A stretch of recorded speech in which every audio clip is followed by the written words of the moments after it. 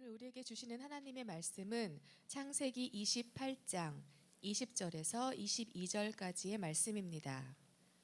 창세기 28장 20절에서 22절까지의 말씀입니다. 제가 가진 성경책 구약성경 41쪽에 있습니다. 봉독하겠습니다. 야곱이 서원하여 이르되 하나님이 나와 함께 계셔서 내가 가는 이 길에서 나를 지키시고 먹을 떡과 입을 옷을 주시어 내가 평안히 아버지 집으로 돌아가게 하시오면 여호와께서 나의 하나님이 되실 것이요 내가 기둥으로 세운 이 돌이 하나님의 집이 될 것이요 하나님께서 내게 주신 모든 것에서 10분의 1을 내가 반드시 하나님께 드리겠나이다 하였더라. 아멘. 아멘. 말씀의 제목을 함께 크게 읽습니다. 시작. 변하지 않는 나를 바라보며. 옆 사람에게 말합니다. 변하지 않는 너를 바라보며. 좀 미안합니다. 예, 제목을 제가 하는 거니까 다시 반대 사람에게 앞뒤로 인사합니다. 변하지 않는 너를 바라보며. 예, 경집사님은 딸하고 인사를 하셔야지. 민망하세요? 예. 예. 우리 하나님은 굉장히 상식적인 분이거든요. 근데 이 그 상식적인 하나님을 맞추는 일이 굉장히 어렵습니다.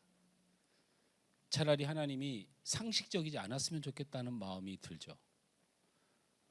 예를 들면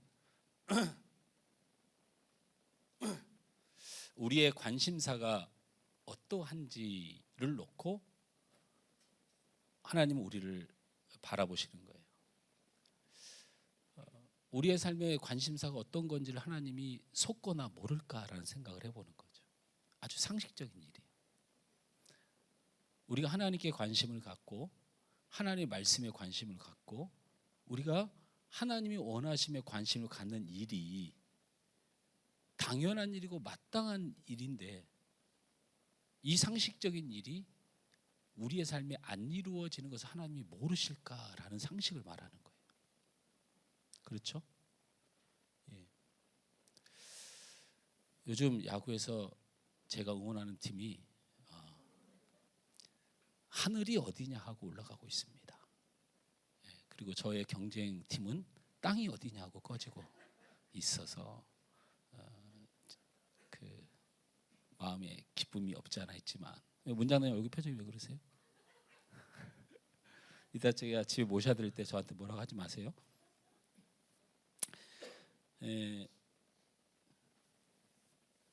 좋아하는 어떤 경기를 보면서 쉽게 그 마음을 바꿀 수는 없죠. 이 좋아하는 것은 끊임이 없습니다. 야구에서 저도 좋아하는 팀이면 막 속까지 상하죠. 왜? 관심이 계속 그 사랑하는 마음, 좋아하는 마음이 있으니까 기쁨도 2배가 되지만 기분 나쁜 것도 2배가 될 정도로 그 관심은 상식적으로 변하지 않죠. 여러분에게 하나님은 어떤 분인가를 생각해 보면 하나님이 속으시겠는가? 여러분에게 하나님의 말씀이 어떤 것일까를 하나님이 속지 않는다는 거예요. 보고 싶은 영화를 보면서 자는 사람은 없죠. 영화가 보기 싫으니까 자는 거예요. 저는 우리 사모랑 첫 데이트를 영화관에서 했는데 저 영화를 별로 안 좋아합니다. 근데 첫 데이트인데 2시간 동안 콕으로 잤어요. 관심이 없으면 잠이 오죠. 뭐 피곤해서도 그렇지만. 예. 저는 이렇게 그 잠에 대하여 설교 시간에 잠에 대하여 굉장히 두려워하는 사람 중에 하나예요. 잠을 자면 벌을 받는다 이런 얘기가 아닙니다. 제가 하나님을 만나고 하나님을 경험하고 나서 제게 변화된 게 하나가 있다면 하나님이 나를 사랑하시는구나 변화된 게 있다면 설교 시간에 잠이 안 오는 거예요. 하나님이 이 정도 일을 모를까? 피곤해서 잠을 자는지 사실은 하나님께 관심이 없어서 말씀에 별로 관심이 없어서 자는지 그걸 모를까? 그래서 내 관심이 하나님이길 소원하는 마음들이 날마다 여러분에 있어지길 주로 축원합니다. 사람은 바뀌는 존재일까요? 아니면 사람은 바뀌지 않는 존재일까요? 자, 사람은 바뀌는 존재이다. 손 한번 들어보세요. 그럼 뒤에 거부터 할까요? 사람은 바뀌지 않는 존재다. 손 한번 들어보세요. 우리 재성이가 손을 들었습니다.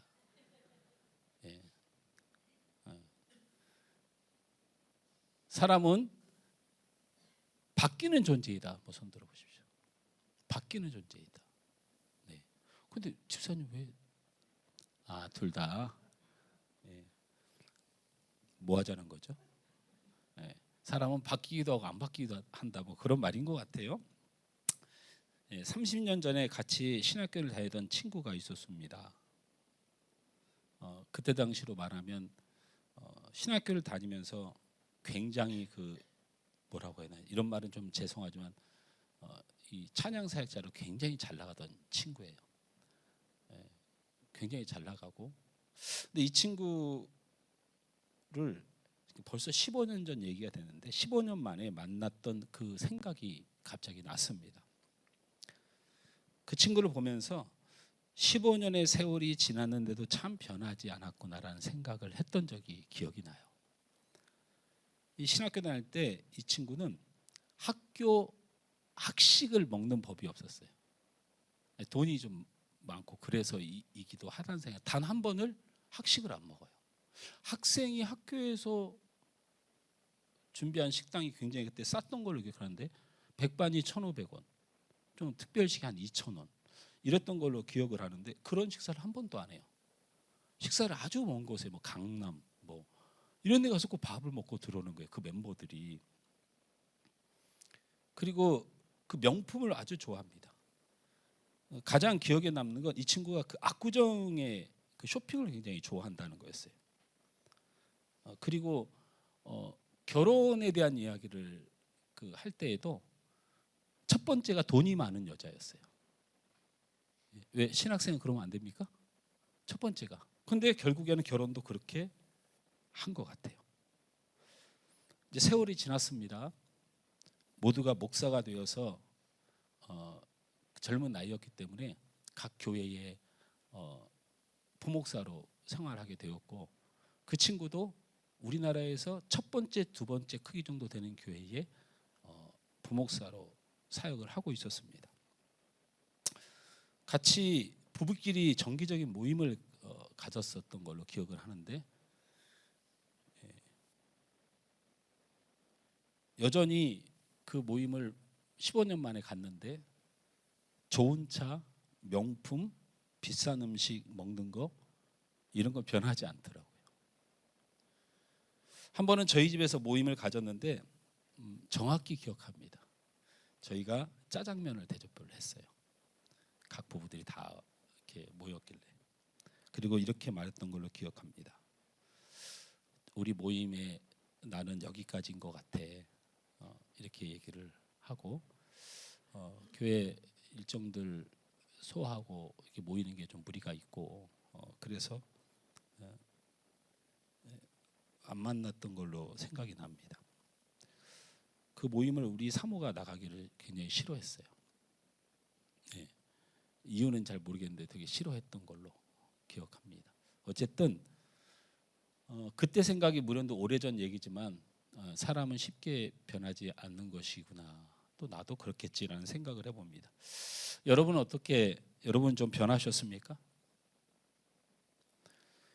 우리가 예수님을 믿고 성도로 살아가며 가장 힘든 부분이 있다면 변하지 않는 나 자신을 만날 때 아닌가 싶어요. 변하지 않는 내 모습을 대할 때. 하나님을 믿는다는 것은 하나님의 사람이 되는 것이고 하나님의 백성이 되는 것인데, 내가 하나님의 사람답지 못할 때, 내가 하나님을 왕으로 모시는 백성답지 못할 때, 내 자신이 육의 사람인 것이 계속 확인되고 내 자신이 왕이 되어 살아가는 모습을 볼 때, 하나님을 믿는다고 하면서 전혀 변하지 않는 내 모습을 보는 것, 이것이 나를 신앙 가운데서 가장 바로 서지 못하게 하는 하나의 원인이 돼요. 그 가식에 몸부림치는데 내 스스로도 생각보다 신앙생활을 진지하게 하는 사람들은 이것 때문에 신앙을 버려요. 안 믿어지는 하나님을 계속 믿는 척을 하기가 되게 어렵고요. 하나님의 요구를 계속 받지만 그 하나님이 나에게 그런 요구를 하셨을 때 내가 그것을 받아들일 만한 믿음이 없을 때 나를 회개하고 돌이키려고 애쓰는 게 아니고 내가 그 정도로 하나님을 안 믿는다는 결론을 얻게 돼서 대부분 사람들은 하나님이 잘못하셔서 신앙을 떠나는 게 아니고 하나님은 그 자리에 가만히 계시는데 본인이 북치고 장구치고 지지다가 그렇게 할 마음이 사실은 없고 그렇게 살아갈 마음도 사실 없어서 자기 정당화를 하기 위해서 그런 소리 안 들으려고 돌아서는 이 갈등의 첫 번째 단추가 뭐냐면 하나님이 계셔도 전혀 변하지 않는 나 자신을 오래 경험하다 보면 신앙이 매몰돼 버리는 경우가 많이 있어요. 근데 또한 두려운 것은 나를 보는 다른 사람들이 내가 전혀 그리스도인답지 않음을 보고 하나님과 우리 예수님과 성도의 거룩한 이름의 영광을 가리는 것을 느끼기 시작할 때예요. 사실은 하나님 앞에 순종을 했느냐, 하나님께 잘 예배를 했느냐, 하나님 앞에 충성했느냐, 이런 문제는 사실 우리의 신앙의 갈등의 일도 되지 않아요. 결국에는 거룩하신 하나님의 빛 앞에 내가 설 수 있느냐 없느냐를 두고 고민하게 되는데 설 수 없다고 느껴질 때 하나님의 방법을 찾아가지 않고 돌이킨다는 거예요. 몸을 돌려요. 성경의 모든 역사가 그런 모습들이에요. 변치 않는 나를 보며 무엇인가 고민하고 느끼는 영적 상태면 그나마 천만다행인데요. 이 말씀을 듣고 한 번쯤 나를 돌아보면 천만다행이에요. 그런데 그걸 느낄 영적 상태도 아니면 이것은 비참한 지경에 이르는 거죠. 변하지 않는 나를 보며 우리는 무슨 생각을 해야 할까? 그럼 우리는 어떻게 해야 할까? 오늘 말씀 중에 이삭과 에서와 야곱을 또 살펴보며 성령의 인도하신 역사와 감동이 여러분 안에 있길 주님으로 축원합니다. 먼저 이삭은 변했을까요? 자, 앞에 이 폭풍우 같은 일이 집안에 지금 벌어진 후 아닙니까? 그죠? 사기를 치고 난리를 치고 지금 형이 동생을 죽이네 살리네. 지금 야곱은 지금 살 길을 찾아 지금 떠나는 마당이고 난리가 난 거 아닙니까? 이삭의 집안에 이런 것보다 더 충격적인 사건은 사실은 없었어요. 이후로도 없습니다. 그러니 뭔가 정리가 되거나 뭔가 새로운 방향이 제시되는 시점인 거죠. 그래서 이삭이 변했을까를 살펴봅니다. 야곱이 에서의 장자권을 뺏고 아버지를 속인 사건은 생각보다 중대의 범죄에 속합니다. 우리는 한 집안에서 일어난 그럴 수도 있는 사건이라고 혹시 아주 작게 여기는 경향이 있는데요. 이삭은 족장이었습니다. 아버지 아브라함의 시대의 흥왕기가 어느 정도였냐면 전쟁이 났을 때 아브라함을 위하여 목숨을 다하여 싸울 수 있는 남성의 숫자가 318명으로 성경은 기록되어 있어요. 그때 당시에 종의 개념을 넘어서 자신을 위하여 군사가 되어서 싸워서 목숨을 걸고 싸울 군 병력이 300명이 넘는 그 당시에 왕이 없던 시대의 족장으로서 위치에 있었어요. 그 가문의 왕손을 이어받은 것 같은 느낌의 사람이 누구냐면 바로 이삭이에요. 고대 시의 이삭은 족장을 넘어서 작은 왕국의 왕이었다는 얘기예요. 그런 족장이며 왕인 가문에서 장자권을 빼앗는다는 것은 우리나라의 조선시대나 과거의 왕자의 난과 같아요. 그러니까 이게 작은 일이 아니라는 거예요.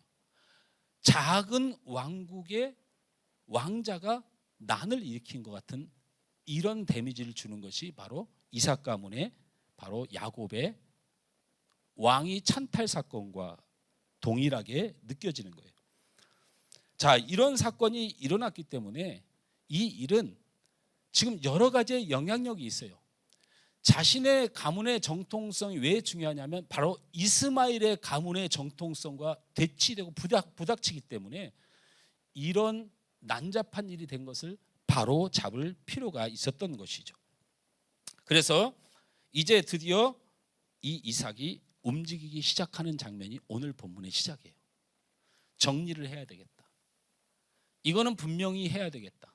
잘못하다가는 에서도 위치를 잃고 야곱도 목숨을 잃고 자신의 가문도 엉망이 되고 그리고 이스마엘이라고 하는 사실은 피를 나눴지만 서로 원수된 집안에 생명이 걸린 문제이기 때문에 드디어 이삭이 가문의 정리를 나서요.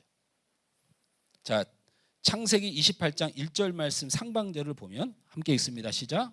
이삭이 야곱을 불러 그에게 축복하고 또 당부하여 이르되. 말씀이 이상하지 않습니까? 이게 무슨 일인가요? 이삭이 야곱을 불렀을 때는 잘못을 바로잡는 것이 중요했어요. 그 방법은 속인 야곱에게 합당한 처벌을 하고 베풀어진 장자의 축복권을 환수하고 그리고 에서를 바로 세우는 일이에요. 그런데 오늘 이삭은 야곱을 다시 한번 축복하고 다시 한번 격려하고 있는 모습을 볼 수가 있어요. 그런데 거기서 도를 더 넘어요. 이삭이.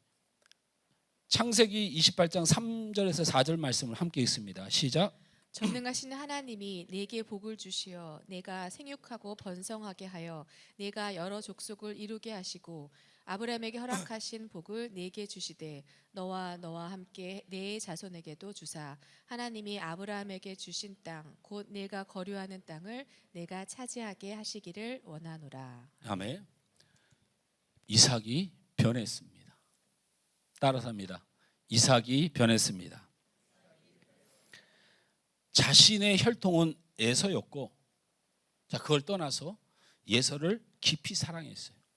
그래서 예서가 주는 음식을 좋아했고 야곱을 축복하라는 하나님의 계시가 있음을 알고도 어떻게든지 야곱에게 축복하지 않고 에서에게 복을 주고 싶었던 사람이었습니다.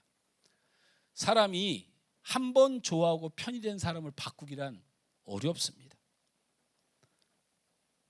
마지막으로 가문을 바로 세우고 사랑하던 에서의 분노를 가라앉힐 수 있는 마지막 기회에 그는 야곱을 축복하는 사람으로 변했다는 겁니다. 그래서 이삭은 분명히 변했습니다. 이삭에게 무슨 일이 있었기 때문에 변한 것일까? 우리 말씀을 통하여 확인할 필요가 있죠. 창세기 27장 32절에서 33절 말씀을 함께 읽습니다. 시작. 그의 아버지 이삭이 그에게 이르되 너는 누구냐? 그가 대답하되 나는 아버지의 아들 곧 아버지의 맏아들 에서로소이다. 이삭이 심히 크게 떨며 이르되 그러면 사냥한 고기를 내게 가져가 온 자가 누구냐? 내가 오기 전에 내가 다 먹고 그를 위하여 축복하였은즉 그가 반드시 복을 받을 것이니라. 아멘. 이삭은 야곱을 축복한 후에 나타난 에서를 만납니다. 그 축복을 취소할 수 없음을 에서에게 말하죠. 이 과정에서 성경은 이삭의 모습을 특이하게 한 군데 기록합니다. 그것은 바로 이삭이 심히 크게 떨며라는 말을 기록합니다. 이걸 원어로 그대로 풀어보면 몸이 심한 격려를 일으켜 기절하다라는 뜻입니다. 왜 이삭이 이런 반응을 나타낸 것일까요? 잘 들어보십시오. 우리의 말씀을 보는 접근이 혼돈이 올 때가 있어요. 우리는 이 장면을 이렇게 인식합니다. 야곱이 자기를 속인 사실을 알고 에서가 인제 도착하여 야곱이 나를 속였네? 그래서 심히 분노해서 떨었다. 이렇게 볼 수밖에 없어요. 이 한글로 보면. 근데 원어에는 사람으로 일어난 현상으로 기록하지 않고 바로 신의 임재를 통하여 온몸에 경련이 일어나 떨어 쓰러지다라고 기록되었다는 거예요. 그러니까 한글로 보면 에서가 등장을 했는데 네가 좀 전에 내가 너에게 축복을 했는데 그럼 방금 그 아이는 누구냐? 화가 나서 몸을 떨었다. 이렇게 느끼면 사람의 분노인 거죠. 그러면 이삭이 야곱을 이렇게 축복할 리가 없지 않습니까? 사람의 분노이면. 근데 이것이 무슨 분노라고요? 하나님을 만난 분노예요. 이 하나님을 만난 경련이라는 거예요. 왜 이것이 가능하냐면 만약에 야곱에게 사기를 당한 분노라면 이렇게 떨 이유가 하나도 없습니다. 왜입니까? 이삭은요 족장이에요. 힘이 있습니다. 야곱이 군사가 있습니까? 힘이 있습니까? 능력이 있습니까? 지금 집안을 벗어나지도 않았어요. 얼마든지 그 축복을 무효할 수 있는 위치에 있고요. 그리고 사회적으로 도덕적으로 이것은 사기극이라 무효를 할 수 있습니다. 충분히 그 모든 과정을 뒤집을 만한 권한이 이삭에게 있습니다. 그러나 이삭은 에서의 분노에도 족장으로서 사회와 도덕적 규범을 지켜야 함에도 이 사기꾼 야곱을 오히려 보호하고 축복할 이유가 뭐냐면 하나님이 나타나셨기 때문이에요. 이게 우리에게 무엇을 의미하는 성경의 의미가 있습니까? 사람의 변화는 하나님을 만날 때 일어난다는 거예요. 사람의 변화는 분노한다든지 정의감이 있다든지 이런 일로 인하여 사람이 변하는 것이 아니고 하나님을 만날 때 변한다는 거예요. 큰 자가 어린 자를 섬기리라 하신 하나님의 말씀을 만난 것입니다. 이 말씀을 친히 지키시고 통치하시는 하나님을 만난 것입니다. 자신이 야곱에게 속인 사건이라 생각했는데 이것은 하나님이 임재하셔서 통치하셨다라는 사건으로 만난 것입니다. 그는 하나님 앞에 서게 된 것을 알았습니다. 그러니까 다른 행동을 못하는 거예요. 두렵고 떨림으로 이 사건을 맞이하게 된 거죠. 불순종한 모습으로 육을 사랑하고 탐욕으로 결정하려 했던 죄인의 모습으로 하나님을 만난 것입니다. 그래서 그는 심히 크게 떨고 있었다는 것입니다. 이제 이삭은 욕심과 육으로 잘못된 것을 하나님의 뜻대로 되도록 야곱에게 축복하고 있습니다. 그리고 그 길이 완성되도록 미래를 준비하고 있는 모습을 만나게 됩니다. 너는 지금 당장 가서 외삼촌의 집에 와서 숨고 그곳에서 결혼도 이렇게 하라. 하나님의 뜻이 이루어지길 위하여 최선을 다하는 이삭을 만날 수 있습니다. 사랑하는 성도 여러분, 이삭은 분명히 변했습니다. 하나님을 만날 때 변하게 될 줄 믿습니다. 저는 우리 성도들은 너무나도 제가 목회자가 되고 회심한 사건에 대하여 담임 목사가 목회자가 되고 회심한 사건의 그 시작점을 모르는 성도가 없을 정도로 제가 자주 말했었는데 저는 여전히 그 믿음을 가지고 살아갑니다.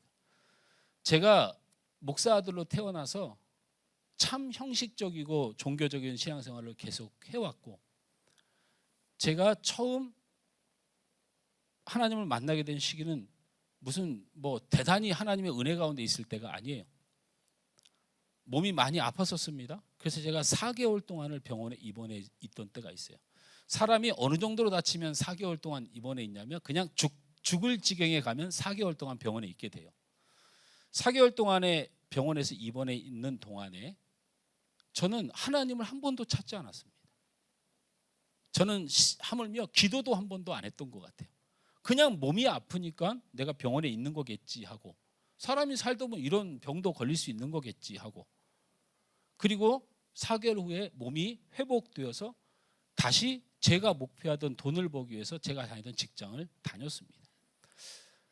제가 직장에 나가면 쓰러지고 직장에 나가면 쓰러진 일이 계속 반복됐어요. 제가 굉장히 강골이기 때문에 어지러워서 쓰러져거나 무슨 영양이 부족해서 쓰러져 본 적이 한 번도 없습니다.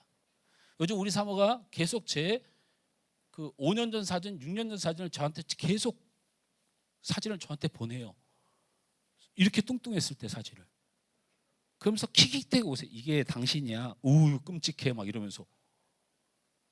제가 굉장히 강골이죠. 그래서 언제 쓸어본 적이 없는데 이상하게 회사만 나가면 계속 쓰러지는 거예요. 근데 제가 솔직히 말씀을 드리면 제가 당구도 굉장히 좋아했고 세상에서 노는 걸 굉장히 좋아했습니다. 그래서 회사에서 너 쓰러지니까 안 되겠다. 그 회사 사장님이 저희 아버님 교회 안수 집사님이었어요. 그러니까 내가 몸이 안 좋아서 자꾸 쓰러지니까 4개월 동안 병원에 입원했던 애가 멀쩡히 잘 지내다가 자꾸 쓰러지니까 일주일씩 휴가를 줍니다. 그럼 제가 일주일 동안 가서 기도하고 살았을까요? 아니요. 밤새도록 놀았죠. 회사 안 가니까. 그래도 멀쩡한데 회사 가는 날만 되면 자꾸 쓰러지는 거예요. 그래서 저 그때 생각에 무서움이 마음속에 찾아왔어요. 그래서 제가 대도 않는 소리, 이러다 죽을 수도 있겠다라는 생각 때문에 저희 아버님한테 저 기도원을 한번 가볼까요? 그런 말을 처음 한번 해봤어요. 자꾸 쓰러지니까. 그래서 제가 간 곳이 오살리 금식기도원이에요. 오살리 금식기도원 갔어요. 기도 열심히 했을까요? 저는 원래 기도는요 열심으로 되는 게 아니에요. 제 얘기를 잘 들어보세요. 제 간증이지만 갔는데 거기가 금식기도원이에요. 한 끼를 굶으니까 죽을 것 같은 거예요. 한 끼를 굶으니까. 근데 밥을 먹고 들어올 수가 없어요. 왜냐하면 거기 금식하신 분들이 그 예배당에 그 베델 성전인가 거기에 쫙 들어 누워 있는데 음식 먹으면 다 쳐다봐요. 냄새가 심하니까. 그래서 거기 속일 수가 없어요. 근데도 배가 너무나 고파서 기도원을 탈출했습니다. 지금은 굉장히 발달이 됐는데 그때만 해도 오살리 금식기도원이 주변이 논밭이었어요. 꼴짝을 버스 타고 들어갔어야 됐어요. 거기를 세상에 농길을 제가 밖에 나가서 짜장면 한 그릇을 먹고 싶어가지고 탈출해가지고 나와서 아주 먼 데를 걸어갔어요. 그래서 짜장면 한 그릇을 먹고 기도원을 들어갔어요. 근데 그 짜장면 냄새가 얼마나 심하겠습니까? 옆에 사람들이 막 저를 뭐라고 하는 거예요. 기도원을 왔는데 기도를 원래도 기도를 하지 않았지만 나는 기도할 수 있는 사람이 아니니까 기도도 안 하지. 기도원 간다고 장담을 해놓고 끈소리 쳐놓고 왔는데 지금 나갈 수도 없지. 어디 오갈 데도 없지. 에라 모르겠다. 잠이나 자자. 아니 잠자면 예배 때마다 헌금하라고 그러지. 아니 거기서 자는 것도 한계가 있지. 자다 지쳐가지고 안 돼가지고 제 앞에 요만한 성경책이 하나 있었어요. 여러분 제가 성경책도 안 갖고 가는 기도원을 성경책도 안 갖고 갔어요. 기도원에 가면 기도원 성경이라고 요 파란색 요만한 거 있어요. 조그만 거 신약만 기록되어 있는 거. 하도 심심해가지고 그거 한번 읽어보겠다고 요건 한번 읽어봐야지. 창세기부터 봤습니다. 지긋지긋해서 못 보겠는 거예요. 재미가 없다. 성경이 제일 극적인 게 요한계시록 아닐까? 요한계시록 맨들을 봤어요. 이건 더 재미가 없어요. 뭔 말인지 하나로 못 알아보겠어요. 그러다 성경을 피고 이리저리 피다가 갑자기 성경 한 구절이 저한테 탁 다가온 거예요. 너희가 전엔 어둠이었더니 이제 주 안에서 빛이라. 빛의 자녀처럼 행하라. 에베소 5장 8절 말씀이에요. 그게 이 성경에 이따만하게 보이는 거예요. 제가 그 말씀을 대하고 너희가 전에는 어둠이었더니 이제 주 안에서 빛이라. 빛의 자녀처럼 행하라. 이 말씀을 만나고 지금도 부족하고 변화되지 않은 모습이지만 아무리 넘어져도 저는 저를 향하여 이제 주 안에서 빛이라 말씀하신 말씀을 놓지 않습니다. 여러분, 하나님의 말씀을 만나는 일, 하나님을 만나는 일이 변화를 가져오는 유일한 길인 줄 믿습니다. 그러면 에서는 변화가 되었을까요? 에서의 입장을 한번 생각해 보십시오. 에서는 모든 상황이 이해가 될 수가 없습니다. 그렇게 나를 사랑하던 아버지가 갑자기 축복권을 거두더니 그 사실이 명백하게 야곱의 사기로 밝혀졌음에도 불구하고 그 축복을 취소하지 않고 오히려 더 축복하고 그리고 그 동생이 살 길을 더 열어주는 아버지를 만나게 됩니다. 에서의 입장에 봐서는 잘못이 하나도 없는데 집안이 지금 난리가 난 거예요. 또 어머니는 왜 저러실까요? 왜 어머니는 자신을 이렇게 싫어하는 걸까? 왜 어머니는 나에게 이렇게 하는 걸까? 여러분, 부모가 자식을 조금의 차별 같은 것이 보일 수 있지만 여러분, 부모님한테 왜 우리를 차별했냐고 함부로 얘기하면 안 됩니다. 부모님의 마음은 차별이 아니에요. 여러분이 보기에는 조금은 다르게 대하는 것 같지만 다른 방식의 사랑입니다. 손가락 깨물어 안 아픈 손가락 없다는 말이 참 진리 같은데요.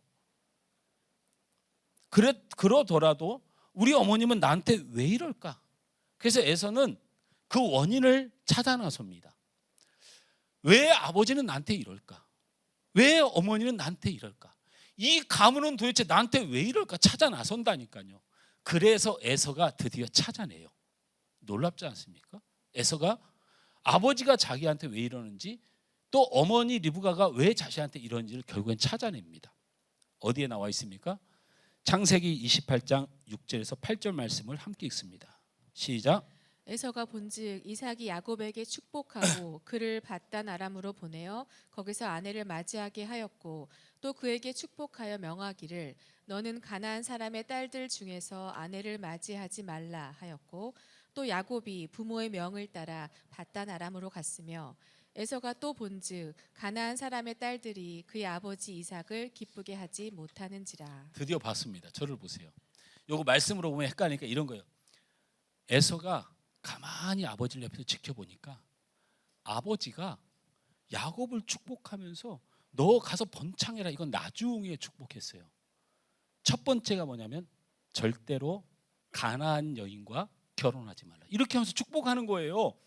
그리고 나중에 또 본즉, 에서가 또 본즉 아버지는 가나안 여인 때문에 기쁜 적이 없다, 이렇게 성경을 기록해요. 그러니까 이게 뭐냐면 성경이 에서의 관점에서 에서가 가만히 살펴본 거예요. 왜 나를 이렇게 싫어하지? 왜 나를 이렇게 미워하지?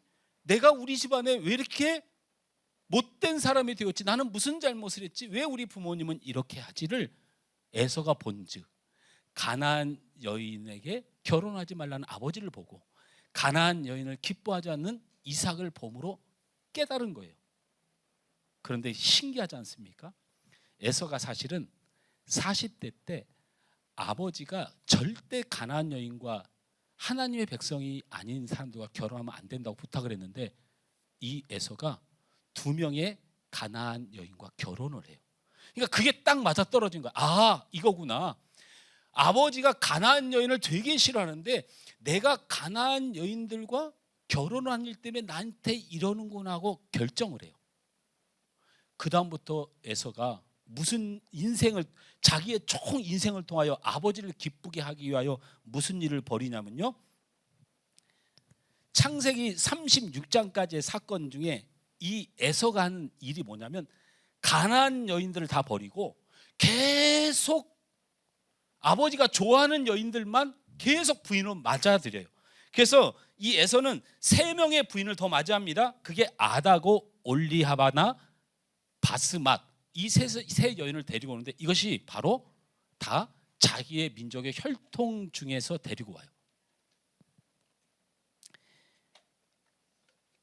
결국에는 에서가 찾아낸 아버지가 자신을 싫어하는 이유가 가나안 여인이라는 것을 알고 그의 인생을 바쳐서 가나안 여인들을 외면하고 아버지가 좋아할 만한 신부감을 데려오는 일로 그의 인생을 바꿉니다. 사랑하는 성도 여러분, 에서가 변했습니까? 에서가 변했나요? 과연 그럴까요? 아닙니다. 뭔가 삶의 패턴은 좀 바꿨어요. 여러분, 제 얘기 잘 들으셔야 돼요. 우리가 신앙생활하면서 내가 신앙생활을 잘하고 있다고 하는 착각 중에 하나가 뭐냐면 내가 좀 더 좋은 사람이 되었다라는 우월감이에요. 근데 그건 변화가 아니에요. 하나님의 사람은 그렇게 변화 안 됩니다. 내가 좀 참았다? 내가 좀 더 봉사했다고 변했다고요?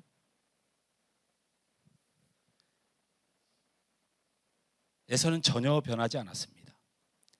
아버지의 사랑은 원래 에서에게 집중되었다고 해도 과언이 아니죠. 정말 이삭이 에서에게서 야곱으로 축복을 옮긴 이유가 가나안 여인과 결혼했기 때문에 화가 나서 옮긴 거라면 가나안 여인과 결혼했을 때 진작에 막을 수 있었던 힘을 가졌던 사람이라니까요. 이삭이 야곱을 축복한 것을 거두지 않는 것은 에서보다 야곱을 사랑해서 거두지 않은 게 아니에요. 지금도 이삭은 변함이 없어요. 에서를 사랑합니다. 그래서 평생을 이삭과 에서와 함께 살잖아요. 이삭이 자기의 마음을 바꾼 건 하나님을 만난, 두려운 하나님을 만나서 그렇다니까요. 에서가 가나안 여인과 결혼을 해서 그래서 미워져서 그런 것이 아니라는 거예요. 그럼에도 에서가 찾아낸 것은 하나님이 아닌 여전히 세상의 방법을 찾아냈다는 거예요. 에서는 그런 사람이에요. 여러분, 하나님을 찾으셔야 돼요. 여러분, 누가 미워지잖아요. 그럼 하나님을 꼭 찾아야 돼요. 여러분, 그냥 저 사람 미운데 내가 좀 참아야지. 그럴 수 있지. 여러분의 덕행으로 모든 게 극복이 가능하다? 여러분, 그렇게 안 됩니다. 에서는 전에도 하나님이 무엇을 원하시는지 관심이 없던 사람이었고, 그래서 그는 하나님의 뜻하시는 것을 가문과 지금의 가족들, 하나님의 뜻 때문에 온 집안이 지금 난리가 났잖아요. 아버지, 어머니, 동생까지 이 집안이 하나님의 뜻 하나 때문에 온 난리가 나서 모든 사람이 하나님의 뜻이 무엇인 것 때문에 덜덜덜 떨고 있는 상황에 에서는 그걸 못 봤다는 거예요. 이 집안이 하나님이 나타나심으로 하나님의 말씀 때문에 쑥대밭이 되는 걸 알고 있는데 에서만 몰라요. 이건 뭘 의미해요? 에서는 하나님 앞에 전혀 관심이 없어요. 자신의 처세술, 변하지 않는 세상의 방법, 세상의 가치관, 세상 사람으로 살고 있는, 결국 가나안 여인을 아내로 맞지 않는 행동을 돌이켜서 이제는 이스라엘 백성의 사람으로, 자기 가문의 사람으로 부인을 취하는, 부모님 말을 잘 듣는 효자가 된 것은 사실이나 하나님은 보이지 않는 사람이에요. 사랑하는 성도 여러분, 신앙생활을 하면서 나의 변화를 보고 계십니까? 종교적 열심을 내기도 합니다. 때로는 모든 사람에게 칭찬을 받을 만큼 좋은 사람으로 관계도 합니다. 때로는 어떤 그리스도인보다 배려하고 구제하고 사랑이 많은 사람으로 실천하며 살아가고도 있습니다. 여러분, 참 잘하고 있습니다. 그러나 그리스도인의 변화가 그것이 본질적인 것일까요? 우리의 이 모습이 우리를 변화시킬 수 있을까요? 이 변화로 우리가 구원을 받을 수 있을까요? 이 변화로 우리가 우리를 지켜낼 수 있을까요? 우리의 변화는 살아계신 하나님을 만나는 것입니다. 십자가에 흘리신 보혈의 주님의 은혜를 만나는 것입니다. 내 안에 늘 나 때문에 탄식하고 때로는 위로하고 때로는 힘을 주시고 그리고 강하게 역사하시는 성령 하나님을 만나는 길입니다. 이 하나님을 만나는 길이 우리가 참 그리스도인으로 변화하는 길인 줄 믿으시길 주님으로 축원합니다. 그러면 마지막으로 야곱을 보겠습니다. 야곱은 변했을까요? 부모님의 공고를 받은 야곱은 브엘세바를 떠나 하란으로 갑니다. 잘 들어보세요. 우리 성도들이 성경을 볼 때 항상 이걸 상식적으로 두면 성경이 얼마나 정확하게 썼는가를 느낄 수 있는 한 장면이에요. 브엘세바에서 하란으로 갑니다. 고향인 브엘세바에서 96km 정도 떨어진 지역에 머무릅니다. 이 지역을 성경은 루스 지역이라고 말하는데요. 이 루스란 단어를 듣는 순간 눈물이 왈칵 나는 사건이에요. 왜 그렇습니까? 이 루스란 지역은 브엘세바에서 하란까지 가는 정식 루트가 아니에요. 이게 무슨 말이냐면 루스란 지역은 산악 지역이에요.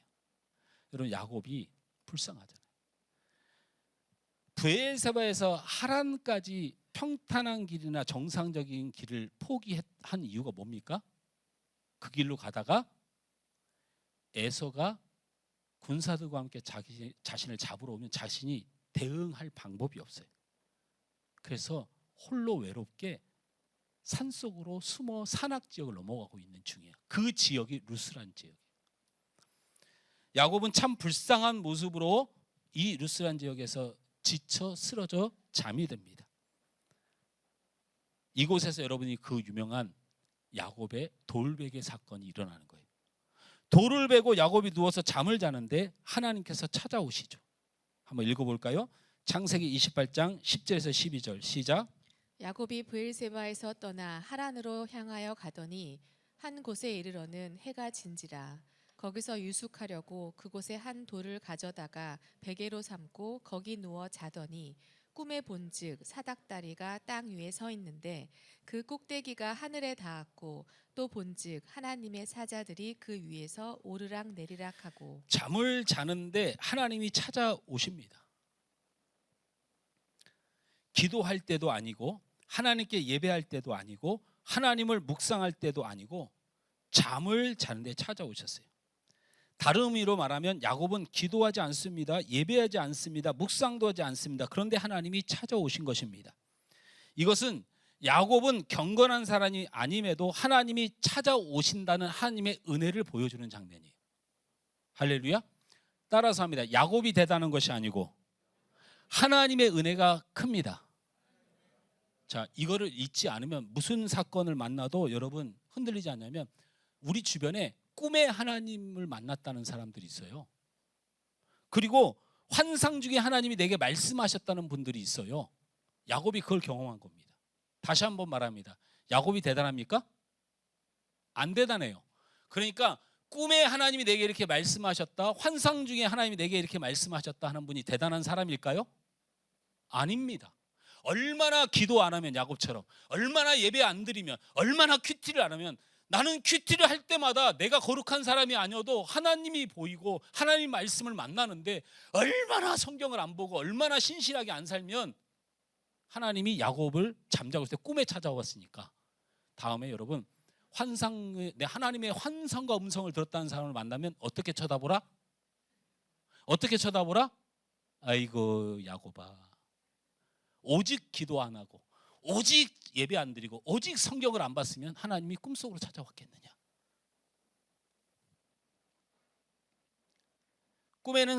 꿈에 보니 사닥다리가 세워졌다는데 다른 번역으로는 계단이라고도 얘기를 합니다.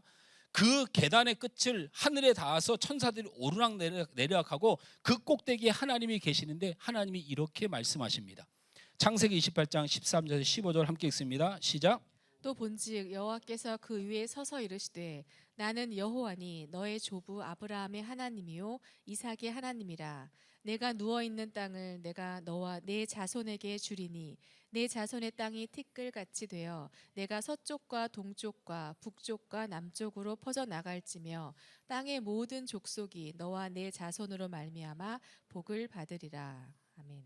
내가 너와 함께 있어 내가 어디로 가든지 너를 지키며 너를 이끌어 이 땅으로 돌아오게 할지라. 내가 네게 허락한 것을 다 이루기까지 너를 떠나지 아니하리라 하신지라. 예, 여러분도 빨리 끝났으면 좋겠고 우리 방송실 성경 봉독하면도 빨리 끝났으면 좋겠어서 성경 한 절을 빼고 아멘으로 했는데 뒤에 이어져서 계속 갔죠. 여러분 이게 중요한 부분인데 성경을 계속 볼 필요는 없고 제 말을 들어보세요. 하나님은 꿈에 나타나셔서 야곱에게 세 가지 약속을 하죠. 첫째는 땅을 주시겠다. 둘째는 내 자손으로 민족을 만들겠다. 셋째는 너를 지켜 이 땅에 돌아오게 하겠다라고 약속하십니다. 이 약속은 아브라함과 이삭에 약속했던 약속을 야곱에게도 이어주는 정통성을 선언한 하나님의 약속이죠. 야곱은 처음으로 하나님을 만난 거예요. 여기까지 야곱이 하나님을 만난 적이 없어요. 우린 야곱을 너무 과대평가하는 거예요. 하나님 앞에 기도해 본 적도 없고 하나님 앞에 두려워해 본 적도 없고 하나님을 만난 적도 없는데 꿈에 하나님이 일부러 찾아오셔서 이 엄청난 약속을 하게 되죠.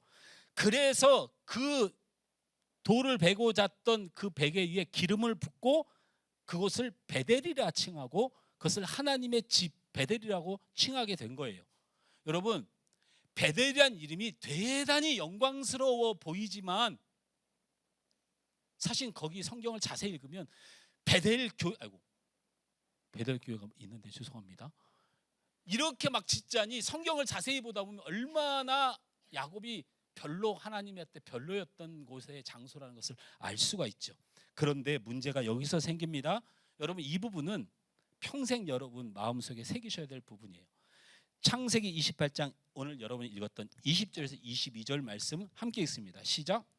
야곱이 서운하여 이르되 하나님이 나와 함께 계셔서 내가 가는 이 길에서 나를 지키시고 먹을 떡과 입을 옷을 주시어 내가 평안히 아버지 집으로 돌아가게 하시오면 여호와께서 나의 하나님이 되실 것이요 내가 기둥으로 세운 이 돌이 하나님의 집이 될 것이요 하나님께서 내게 주신 모든 것에서 10분의 1을 내가 반드시 하나님께 드리겠나이다 하였더라. 여기서 아주 중요한 기독교 역사와 기독교 종교 생활 중에서 중요한 사건의 단어가 두 개가 나와요. 바로 서원 기도와 야곱의 11조가 드디어 나옵니다. 하나님 앞에 11조를 드리겠다고 약속하는 장면이 여기에 대단하게 기록이 되어 있는 거죠.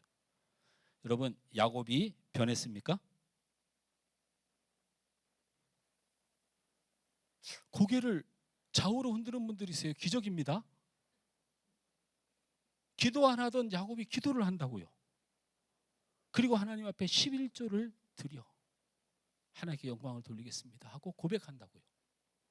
다시 한번 묻습니다. 야곱이 변했습니까?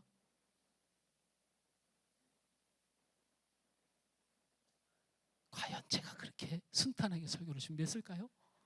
과연 제가 그런 인간일까요? 아니지 않습니까, 여러분? 저는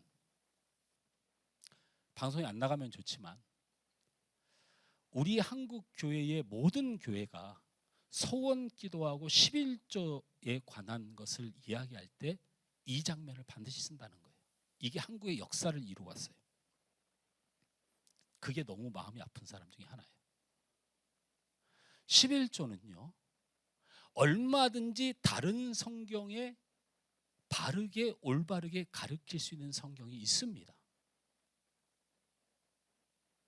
왜 이렇게 야곱 팬덤에 빠져가지고 세상에 이걸 11조의 정신이라고 이 성경을 가르치는 것을 보고 너무 마음이 아픈 사람.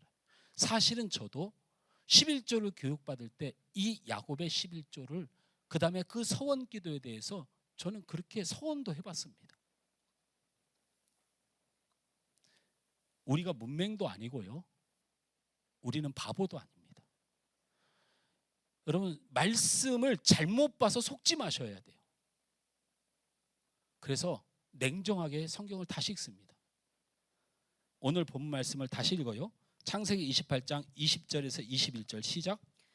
야곱이 서원하여 이르되 하나님이 나와 함께 계셔서 내가 가는 이 길에서 나를 지키시고 먹을 떡과 입을 옷을 주시어 내가 평안히 아버지 집으로 돌아가게 하시오면 여호와께서 나의 하나님이 되실 것이요 내가 기둥으로 세운 이 돌이 하나님의 집이 될 것이요 하나님께서 내게 주신 모든 것에서 10분의 1을 내가 반드시 하나님께 드리겠나이다 여러분, 하였더라. 그냥 솔직히 여기서 불편한 게 뭡니까? 아니, 그냥 있는 그대로 그냥 야곱을 하나님으로 생각하지 말라니까요. 제가 야곱을 사랑합니다. 이유가 있어요. 그러니까 저를 믿고. 여기서 불편한 게 뭡니까? 나를 지켜주고 나에게 먹을 것을 주고 나에게 입을 옷을 주고 내가 평안히 여기로 돌아오면, 하나님이 그렇게 할 수 있으면 제가 11조를 드리겠습니다. 여러분이 알고 있는 11조 정신입니까, 이게?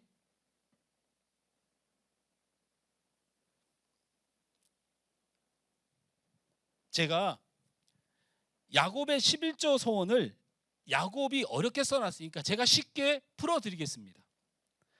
하나님이 나를 만나주시고 내 조상에게 언약하신 복을 내게 주겠다고 한 정도로는 내가 하나님을 예배할 수 없습니다. 내가 11조를 드릴 수 없습니다. 그러나 만약 진짜로 내가 잘 되면 그때 예배도 드리고 하나님 앞에 성전도 짓고 내가 11조도 하겠습니다.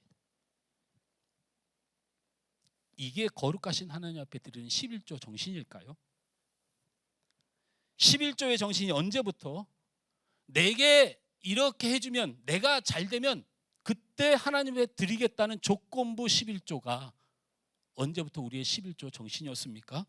11조는 모든 것이 하나님의 것이고 모든 것이 하나님의 은혜입니다. 내 것이 하나도 없음을 고백하는, 정말 생명을 다하여 내 모든 삶이 주님의 것인 것을 고백하는 사람이 드리는 거룩한 예물이 11조 신앙이고요. 이 11조는 사람의 마음으로 드릴 수도 없고 사람의 마음으로 드려서 하나님의 분노를 사는 일이 이 두려운 11조인데, 이 족고부 11조를 기독교가 야곱의 이 엉터리 11조를 바른 11조가 가르치니 세상 사람들이 보고 무엇을 느끼겠습니까? 거짓말로 말씀을 전하고 거짓말로 전하면 능력이 없는 거예요. 그래서 여러분, 야곱은 변하지 않았습니다. 왜 모르세요? 베델이란 이름이 그렇게 좋으세요? 11조란 이름만 나오니까 그냥 대단해 보이십니까? 본질적으로 하나님의 은혜를 못 누리면 변하지 않습니다.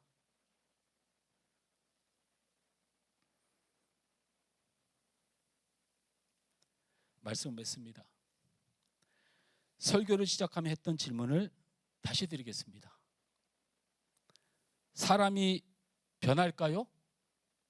변하지 않을까요? 아직도 모르겠어요? 우리는 변하지 않습니다. 제가 여러분에게 말씀을 맺으면서 말씀드리고 싶은 건, 영원히 변하지 않는 나, 영원히 죄인된 나를 끝까지 사랑하신 하나님을 좀 만나시라고요. 루스 지역까지 찾아오시고, 이렇게 믿음이 없는 야곱, 이렇게 11조를 욕먹이는 야곱에게 하나님의 포기란 없는 거예요. 여기서 은혜를 누리세요.